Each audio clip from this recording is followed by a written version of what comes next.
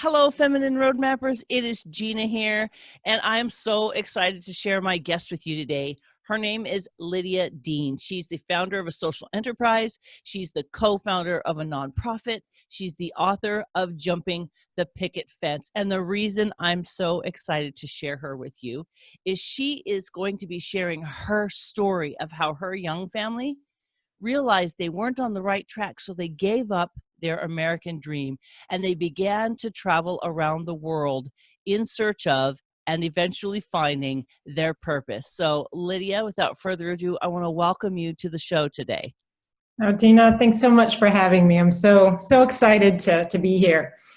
Well, of course, we've already talked about the fact that you're living in France, and I wish I was living in France. You said it's cold in France, and I said it's 92 degrees today. So let's just put that out there. I'm a little jealous.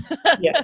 Okay. But I want to hear the story, and I want you to share the story of what led you on this journey, because you were not born in France. You're not a French-born citizen. No, not at all. In fact, that is a question that I will admit to really having trouble with when people say, where are you from? Because I'm kind of from all over. My parents are European from England, and they left England, got on a boat with $50 in their pocket, and moved to Canada, to Ottawa, the capital, and had my sister and I. So I was born in Canada, and then eventually moved to the States and married my husband later. So, and eventually got my US citizenship. So, and now in France, really it's, it's such a blend of so many places, and actually reflects, some of the experiences that I've had in my life, which have involved so many countries that, at the end of the day, where you actually were birthed is important, and brings us one level of identity, but certainly doesn't tell the entire story. So let's go ahead and pick up for when you married your husband. You're living in America or Canada? So no, we're living in the US, and I'll back up just a couple steps from that, because it is part of the uniqueness of the story that I was lucky to have met my husband when I was young. He asked me to the junior prom, and that was it. So it's been we just had our 25th anniversary. So it's been a long time. Happy anniversary. Thank you. It was felt like the first really big one. But so we got married relatively young. I was 23-ish, and then we started having kids about a year later. So, in our generation, I would say we were the earliest of our friends who were having kids. Very hard workers. We both got sales jobs out of school, and then quickly, within 4 or 5 years, had our own executive search consultant business. So it was success kind of early on. I mean, neither one of us came from backgrounds of great wealth at all, but we were very encouraged to work hard and to focus on our education and to basically make use of any opportunity we had. So we were both really, really hard workers. And so by 26-ish, we had, what you kind of aspire to, or that we're told to aspire to. We were self-employed, we were making good money, we were in a lovely home. I had a 1 and a 3-year-old, a boy and a girl. My home office looked out on this beautiful lake, and we had this white picket fence. That's the name of the book, that I could see out at every day. And it just seemed like it should have been, a beautiful place in time for me, but I was terribly, terribly unhappy. And every day that went by where we, kind of put another brick in the building whatever we were building, and feeling more, quote, successful, and doing, I don't know, whatever that is, it felt so incredibly wrong to me. And I just felt like I was silently dying. And it was a very lonely place, because I didn't know who to share it with. I thought that maybe something was wrong with me, because everything in my life was so beautiful and so good. And I had started to dream of having a different kind of life. And it wasn't a new dream. I realized later, as sort of the months wore on, that this dream was something I had as a child, and that when I was little, I always loved staring up out of the window in my bed and seeing the airplanes go by. And I dreamed of and read about places that were, exotic and far off and smelled different and looked different. And I was really, really fascinated by Gandhi and ultra fascinated by Mother Teresa. And I was really inspired by their ability to see something that maybe we didn't. And I wondered what it was that they were in search of. And I was just,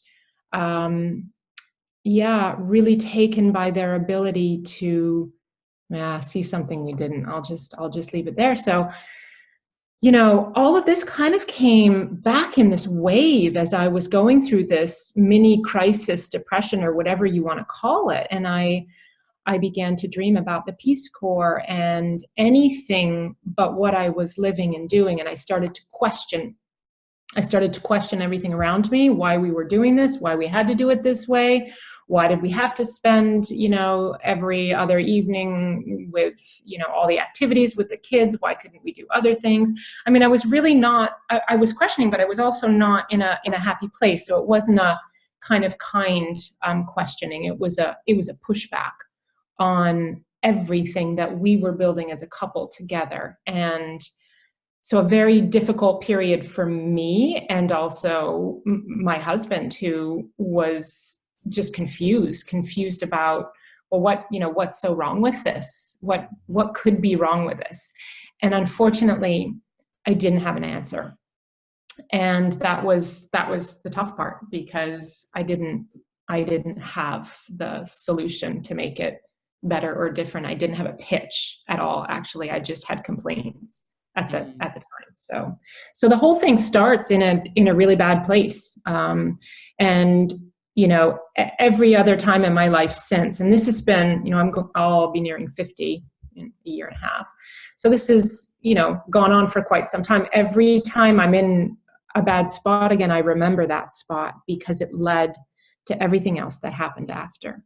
So, in those moments, I think we want to run from it, or not push through it, or not face it. But, perhaps, I know for me, my answers were in that terrible moment of discomfort and pain. I think that's absolutely true. When we are in a place of avoidance, there's something to that we should probably turn and look at. When we find ourselves kind of pushing away something, there's usually something we need to be paying attention to. Yeah. Right? Yeah. It's like an instinct to go, that's uncomfortable. I just don't know, but it's okay to be uncomfortable. And that's what I think your story has that piece of, is being uncomfortable and moving out of the comfort zone, the picket fence, the quote American dream, and figuring out what it is that really lights you on fire. So once you work through that difficult period with your husband and your kids and figuring out, what was the next thing that happened? Well, we had a couple of really, really big fights, and he was looking to just sort of appease me and hopefully keep the marriage together. So he basically said, "Look, what do you need? What do you want to do?" And the first thing I did was stop working, and I brought the kids home from preschool, because they had both been in either preschool or having some sort of care from like 6 weeks on. I mean, I still have trouble thinking about that day, especially I remember with my daughter, when she was 6 weeks old. She couldn't even really hold her head up still. And here I was dropping her off for my first full day back at work, at home, in my own home. It just felt all wrong. Anyway, so I stopped work and brought the kids home and spent a lot of time just sort of doing nothing. Then the doing nothing ended up at the public library. And that's where I started to get a hook into something, because I was searching and I didn't know what, but I ended up being attracted to certain types of books. And they were all about people who had done things that were out of the box. They were people who had found courage. They were mountaineering books, or, women who hiked the Sahara, or just out of the ordinary. They did different things. And a lot of the books had to do with people who cared for the world and did things that gave back. So that was solace, real solace, for some time. And we thought that the period had kind of passed, but it only kind of, reading only fueled sort of what I was feeling. And so anyway, he gave in to 6 weeks in Costa Rica, which to me wasn't the most crazy plan, but it was more than a 10-day break. And he brought the business with him so he could continue to work. And we went to Costa Rica. Now, that wasn't, when I look back on all of the places and the work that we've done as a foundation since around the world, it, wasn't super out of the box. But what it did do, and I think this is an important piece, I know in my story, was that it surrounded us with nature. And when you have 6 weeks of relatively empty time, with your kids, with yourself, with your family, and with nature, something good's going to happen. And it was the beginning of sort of an unfolding and an a peeling away of all the layers that I didn't need to kind of be able to hear that voice that I was going to need later. So we had a really great time. And in fact, we healed as a couple during those 6 weeks. And that was pretty fundamental because we couldn't have taken the next leap, which was both of us coming back, and neither one of us really wanted the life that we had or the track that we were on. We were both feeling like there was much more out there. It was more both of us now feeling this, that, okay, well, maybe we could, or, maybe there is more, or, just a little more open to the unknown. And my dad had a village house in the south of France, in Provence, and he rented it out. So we thought, well, why don't we just go away for a year and just plant ourselves there, and maybe then everything will become clear. But let's just go for a year. So we tried to rent our house out in Orlando, and it just wasn't renting. I mean, it was kind of big. Nobody really wanted that kind of house for a relatively short period of time. And then someone knocked on the door and said that they wanted to buy it. And we were like, whoa, okay, well, we were looking for sort of an experience, maybe an adventure, but, to kind of give it all away was, and turn your back on it, to sell it was, well, you could come back and buy something else. It just felt like a little more of a leap at that point. And at that point we said, okay, fine, let's just do it. So we sold the house, sold the cars, kind of sold everything, packed up our stuff in a few suitcases that we would basically felt like we lived out of for the next 15 years. And went and stayed at my dad's village house. And it was as though, I don't know, I can't even explain those first few months of being completely immersed in a different place. No English whatsoever. The kids, we just popped them right into the local village schools. And, everything was different. Provence is more touristy now because it's become more well known, but back then it really wasn't yet on the tourist track. And you just had to fend. You had to fend for yourself, and we didn't really know how to speak French, and we didn't know anybody, and it was amazing. I mean, it brought us together as a family, and it forced us to, I don't know, it just forced us to tap into some parts of ourselves that we didn't have to at home because everything was so comfortable. So it was a really amazing year.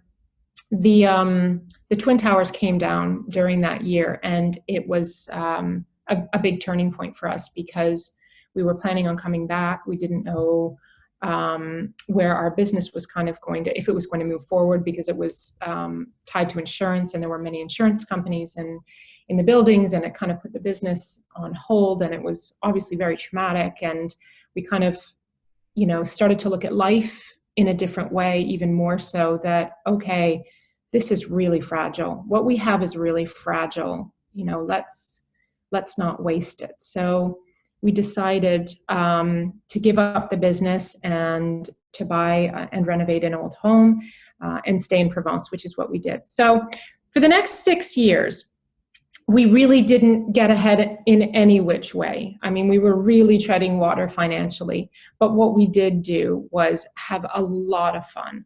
We worked hard. We had a little small vineyard, and we had to learn about tending that. And so we kind of had to get, I don't know, we just, again, it was about exploring all these different parts of ourselves that we we didn't know were there in ourselves and in each other.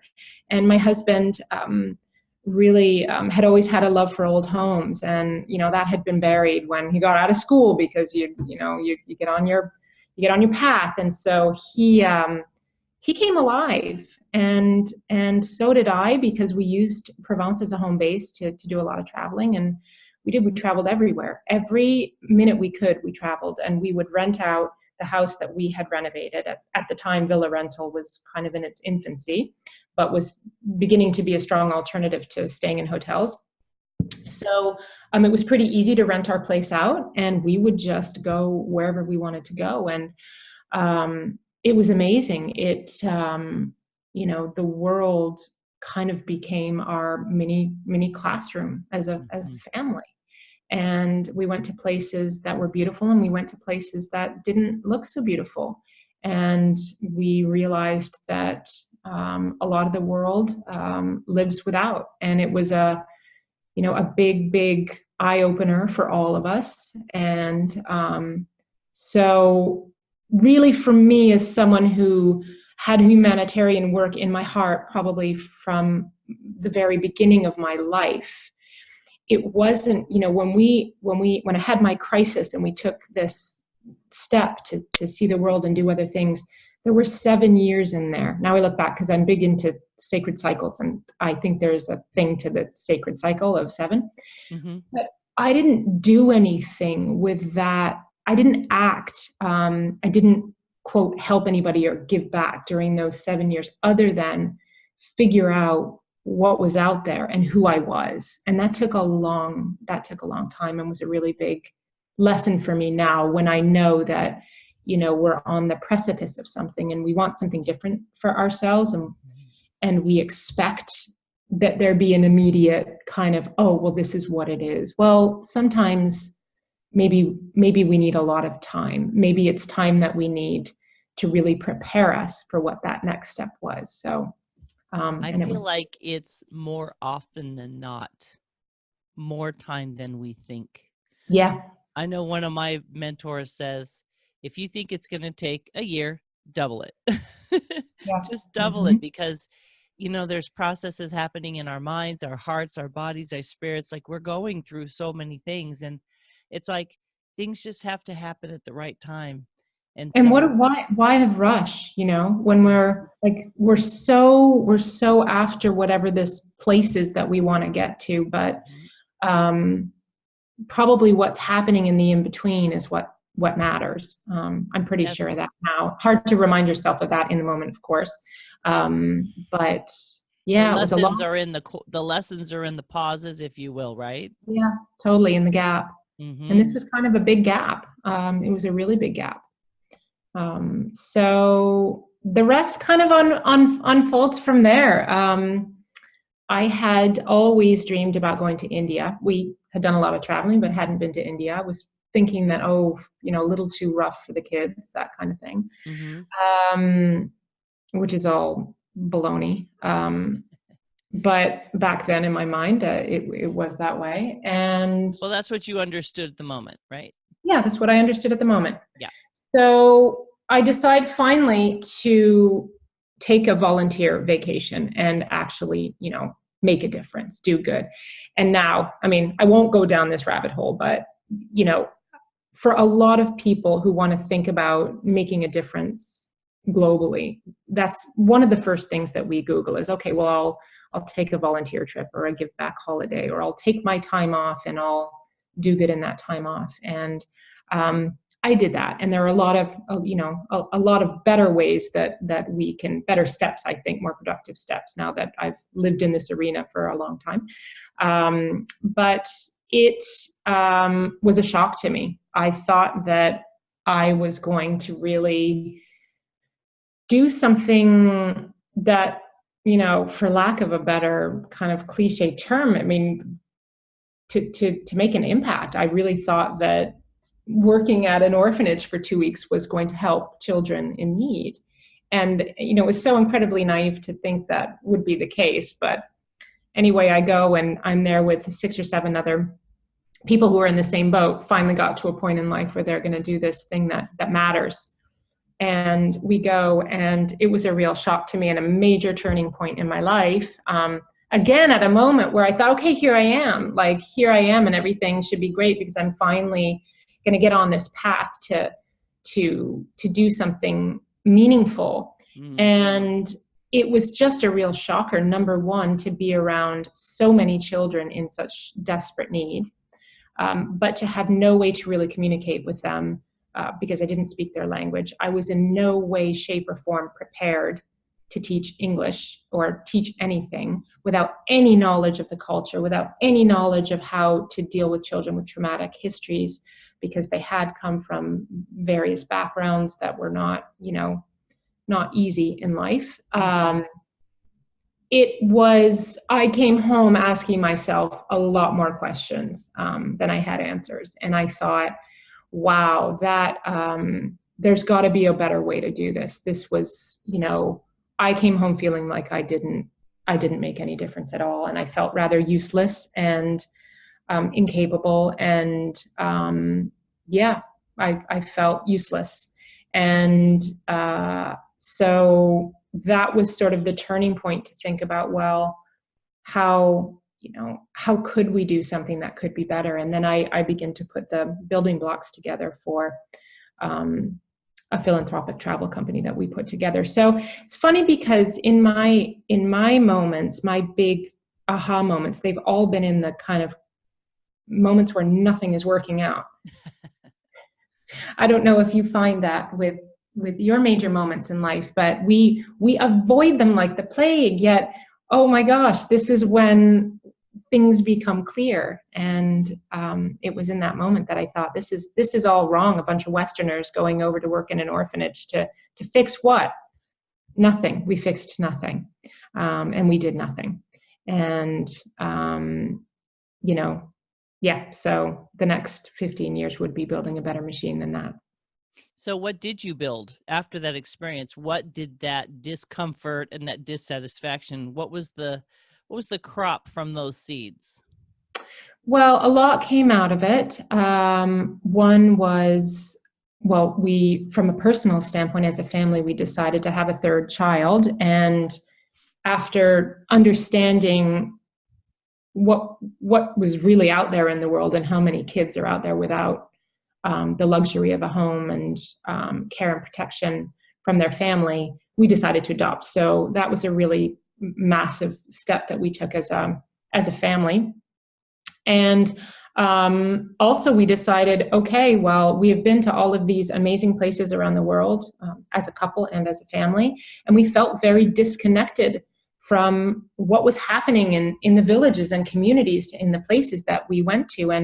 And it was clear that there were things happening, that there were programs, that there was innovation, that there were grassroots efforts happening. Yet that was happening sort of on this secondary track to travelers who were coming to visit a region. And I thought, okay, well, what if we kind of leveraged the tourism or travel industry to help get some level of exposure for programs that were doing great work? So that was sort of the idea, was not to go and pop in and build the classroom or the well, or to help, because I'd kind of had the experience in the ha-ha moment that, okay, this might not be the best way to get at this, that us assuming that we can solve everybody's problems in a 2-week vacation is probably needs to be questioned. So I began to do a lot of research and really tried to discover exactly what was happening in a few key areas. So I wanted to pilot the idea in a couple of places, and we took Cambodia as one.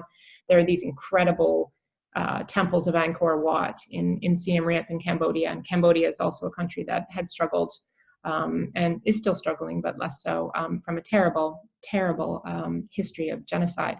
And so what we did was we did a lot of research and identified small community-based programs that were doing really amazing work, but were relatively cut off from the international community, and people didn't really even know that they were there. Yet, hundreds of thousands of people come to visit these beautiful temples, and they stay in nice hotels, and they buy their bottles of wine. Yet, a water well costs the same amount as a hotel room. for one night. So all of this it was just sort of connecting of the dots. So little by little, we started to put together a portfolio of wonderful people doing very important things, and we began to try and connect them with the people visiting the area. So basically, you took tourism and you took philanthropy and you married them. Yep. So people could travel to these places and connect to these people and make a difference just for part of their vacation or for the whole vacation? Yes, just the idea was to weave it in so that there was a context for what they were seeing, and also so that they could listen and understand more of the places they were visiting. And also at the same time, these programs would get exposure, and that there could be this direct link. Because in my voluntourism vacation in the orphanage in India, there was an intermediary there, and the intermediary is making money, and that's part of the problem, because it's it's a business to make money. And so that the program itself didn't really benefit at all. The children didn't benefit at all. So the thought was that if you could put people in direct contact with programs, that they would listen, they would understand, and they would support in whichever way that they wanted, and that we wouldn't really need to be a part of that journey would be personal. Now, over the course of the next 10 years, we learn how very, very delicate and fragile that connection between philanthropy and travel is. There's a lot that can go wrong when you put those two things together. And it needs a very, very thoughtful and careful approach, because when you have great need and you've got money and good intention, and you have that flowing, and you have emotions flowing, then it can fuel corruption. And especially if the funds are not being necessarily monitored, or there's no system of grant making, it's just fuel. It's fuel for corruption. So and this happens all over the world, unfortunately. So, it was a naive thought that, luckily was auto-corrected all along the way. We were alone just for the first few years, but really the whole program has developed with wonderful people who have all joined the table, and been able to create something that really puts all those checks and balances in place. Mm-hmm. And we work with, we're a foundation of a 501c3 nonprofit now. So we still have the travel company, but it did develop into a nonprofit because we realized that we needed some robust systems around how to really get in there and understand what programs need, what their priorities are, and how best to facilitate that one-on-one connection. So 10 years into this now, we work with about 40 different programs in 8 countries, and all of them are working in very, very difficult issues, global issues: human trafficking, child labor, early marriage for girls, female genital mutilation in Kenya, and some very, very, very tough global problems, but are able to make great strides because they live close to the issues and they've found their own solutions. And in partnership, we can help to give them a voice,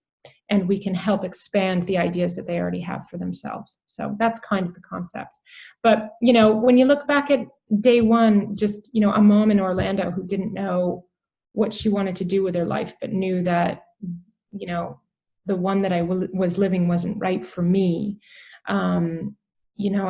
I guess the message for me would be that if we have those small voices, that we need to honor them, because I spent a lot of time pushing them away, and it led me to see that actually one step after the other, that you can put something together that when you connect with other people can become something bigger at the end of the day.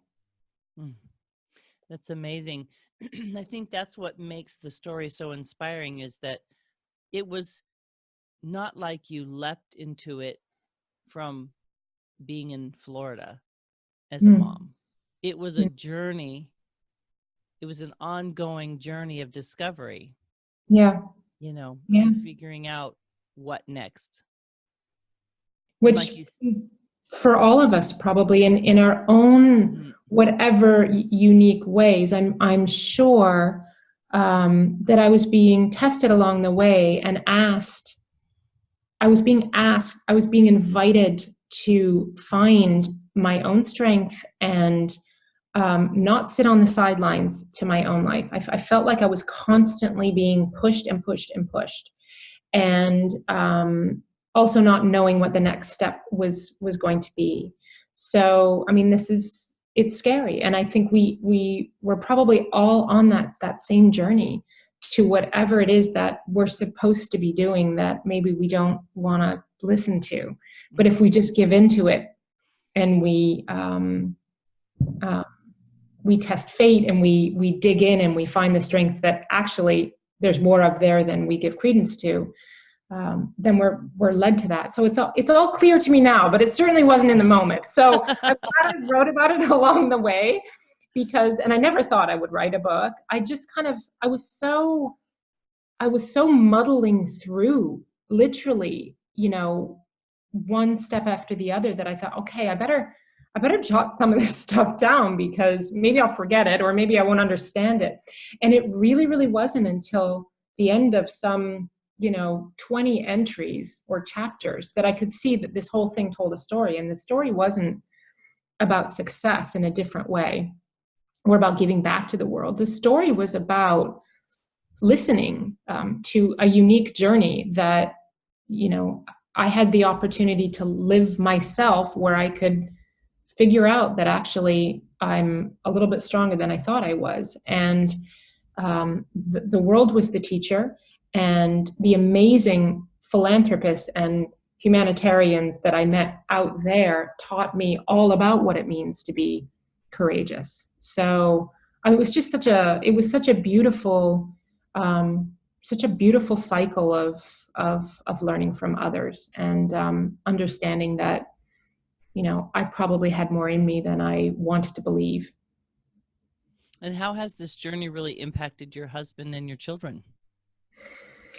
Wow. Well, we lived it together, so they got to see from very early on in life, they got to see difference and to not be afraid of difference. So that's really been, I think, a unique gift.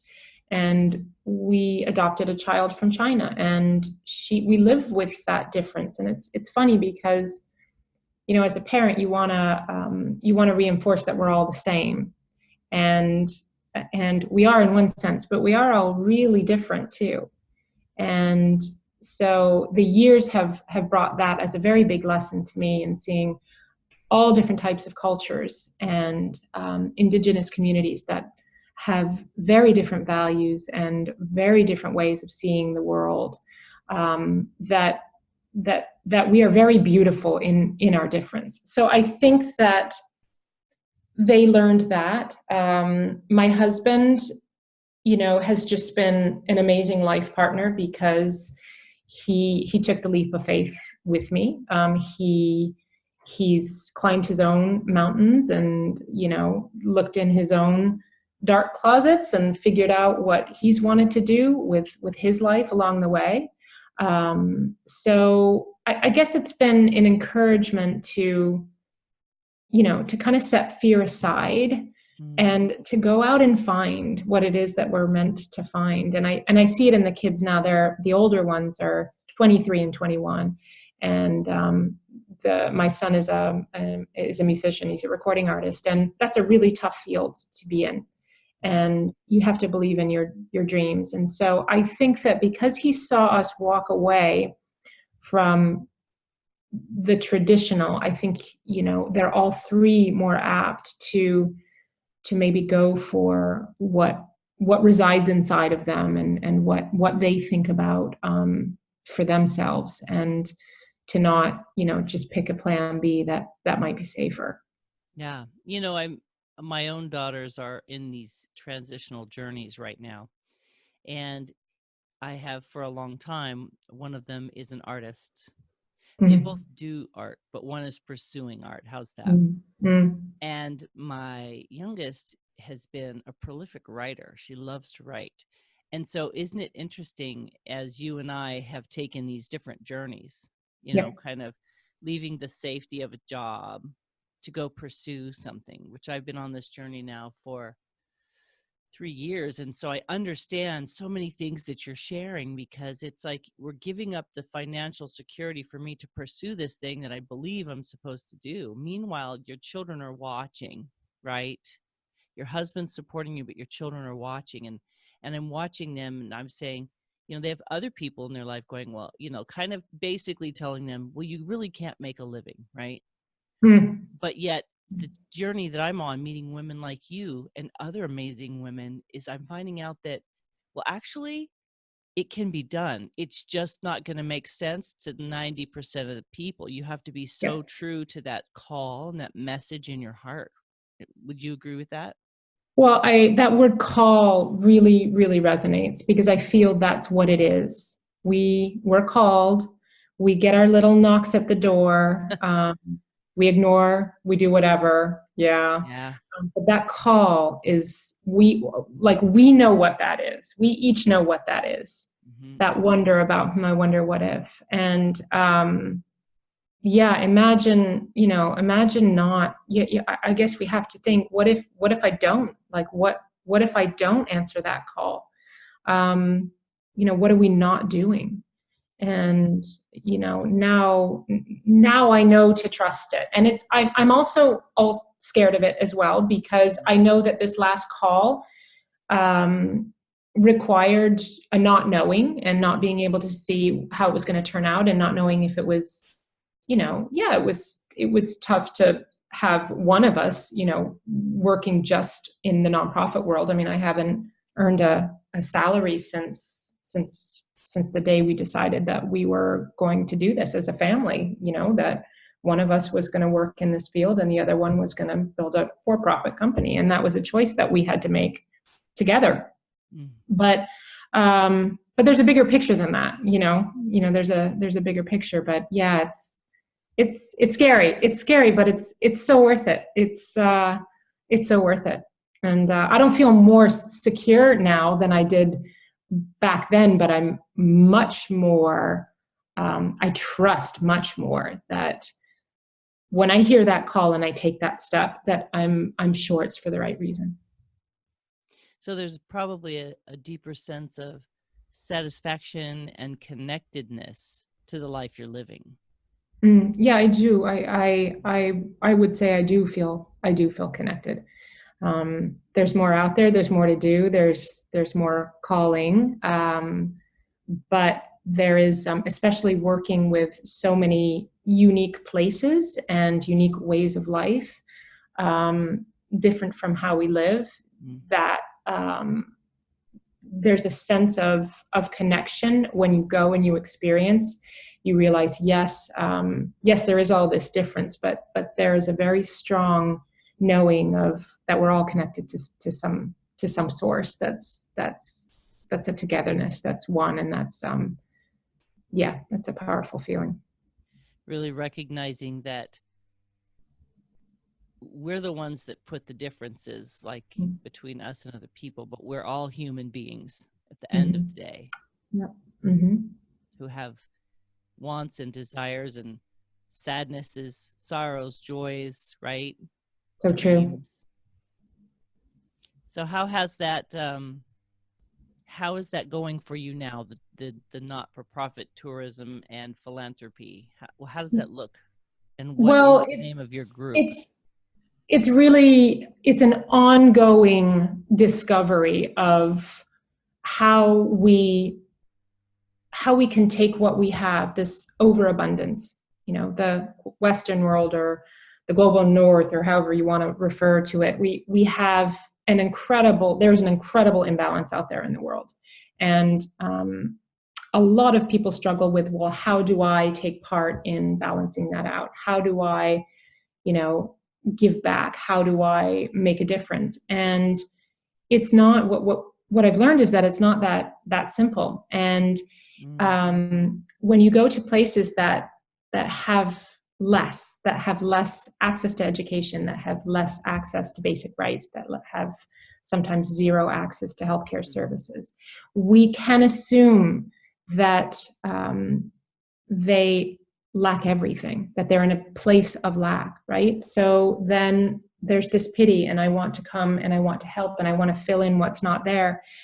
But what we've been able to learn over the years working alongside and in partnership with amazing people doing amazing things with not a whole lot is that there's a lot there. There's a lot of power. There's a lot of courage. There's a lot of knowledge. There's a lot of strength.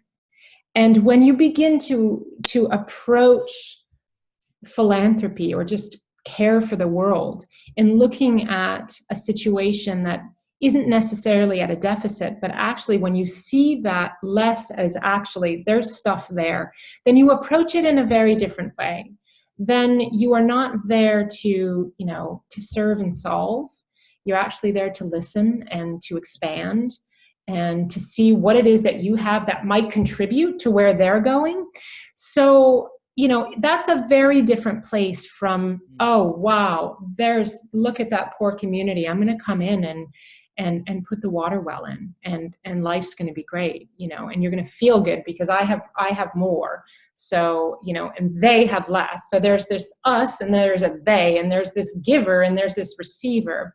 But when you start to see people in a different place, that they actually have a lot to give, they know a lot, they come from great wisdom, as do we, your desire to want to be a part of that shifts from pity to just partnership, to just standing with them, standing beside them. And all of a sudden, you don't feel this hierarchy anymore. And that's where this feeling of like true connection comes from. And you just feel like a part.